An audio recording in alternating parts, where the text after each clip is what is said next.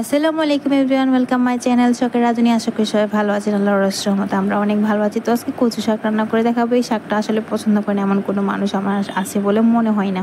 তো এই রান্নাটা অনেকে ঝামেলা মনে করেন, তো আজকে আমি খুব সহজভাবে রান্না করে দেখাবো। এইভাবে রান্না করলে আপনার গলাও ধরবে না, আর খেতেও অনেক মজা হবে। তো একদম সহজভাবে আমি দেখানোর চেষ্টা করতেছি। আমি ফার্স্টে কচু শাকের যে উপরের অংশটা থাকে ওটা আমি তুলে নিচ্ছিলাম। উপরের আবরণটা হালকা করে বটি কিংবা আপনি চাইলে ছুরি দিয়ে হালকা করে আলতো করে টান দিলে ঠিক এভাবে করে এটা কিন্তু উঠে আসবে। একটু মনোযোগ সহকারে দেখবেন, এটা কিন্তু পরিষ্কার করা খুব সহজ। খুব বেশি ভার দিয়ে না, জাস্ট একটু হালকা করে কোনা কোনা করে ধরলে কিন্তু এটা উঠে যাবে। ঠিক এভাবে করে সব কিছু পরিষ্কার করে নিলে কিন্তু হয়ে যাবে। কাজটা কিন্তু অনেকটাই সহজ।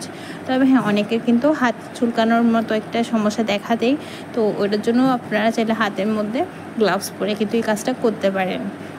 দেখেন আমি সব কিছুভাবে কেটে নিয়েছি। কেটে নেওয়ার পরে এবার আমি এগুলোকে সব কিছুকে একটু ছোটো করে নিচ্ছিলাম। আপনারা চাইলে এটা আপনাদের পছন্দ অনুযায়ী সাইজ করে নিতে পারেন, আর একটু ছোটো করে কিংবা একটু বড়ো করে আমি এই সাইজ করে নিয়ে নিচ্ছি। নেওয়ার পরে এগুলো আমি একটু ভালো করে ধুয়ে নিব।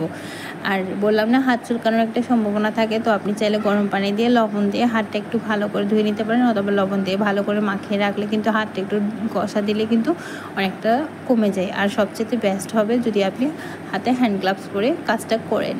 তো এগুলো কাটা হয়ে গেলে এবার আমি এক পাশে রেখে পানি ঝরিয়ে নিব। এবার একটা প্যানের মধ্যে আমি সবগুলো দিয়ে দিব। যে শাকটা আমি কেটে রেখেছি ওই শাকটা দিয়ে দিব। ওই শাকটা দেওয়ার পরে আমি এখানের মধ্যে অল্প একটু পানি দিব, একদম একটু আধা কাপও না, এরকম একটু পানি দিব। পানি দেওয়ার পর আমি একটু সামান্য লবণ দিব, সামান্য একটু হলুদ দিয়ে এটা ভালো করে নাড়াচাড়া করার পর আমি চুলাটা মিডিয়াম আঁচে রেখে একটা ঢাকনা দিয়ে ঠিক বসিয়ে রাখবো যতক্ষণ না এটা সেদ্ধ হয়ে আসে। আপনারা চাইলে জাস্ট এক বলক আসার পরে কিন্তু বন্ধ করে নিতে পারেন, বাট আমি সাজেস্ট করব যে এটাকে একেবারে এখানে সেদ্ধ করে ফেলার জন্য, তাহলে কিন্তু রান্নাটা আরও একটু মজাই হয় বেশি।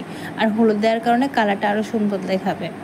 তো এবার আমি আপনাদেরকে 5 মিনিট পরে দেখাচ্ছি, কিন্তু আমি এখানে কিন্তু এতটাও পানি দিই না যতটা পানি এখানে ছেড়ে দিছে। তো আমরা পানিটা এখানে সেদ্ধ, কচুটা শাকটা সেদ্ধ হতে হতে, এই যে ডাঁটাটা সেদ্ধ হতে হতে কিন্তু পানিটা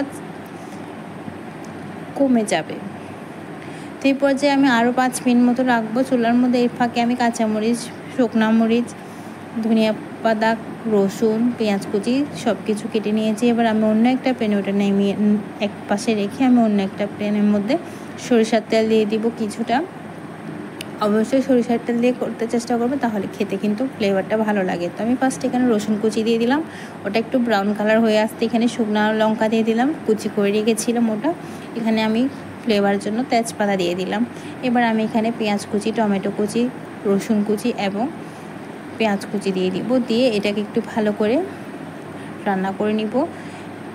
খুব বেশি ভাজা ভাজা করতে হবে না, হালকা একটু ভাজা ভাজা হয়ে আসলে এখানের মধ্যে আমি লবণ দিয়ে দিব, আর খুব সামান্য একটু হলুদ গুঁড়া আর ধনিয়া গুঁড়া দিব। একদম সামান্য করে দিলেই হয়ে যাবে। এখানে আমি মুসুরির ডালটা ইউজ করতেছি। আমার কাছে এটা ডাল দিয়ে রান্না করলে, ভাজিটা করলে ভালো লাগে, ওই জন্য আপনারা চাইলে ডালটা স্কিপ করতে পারেন।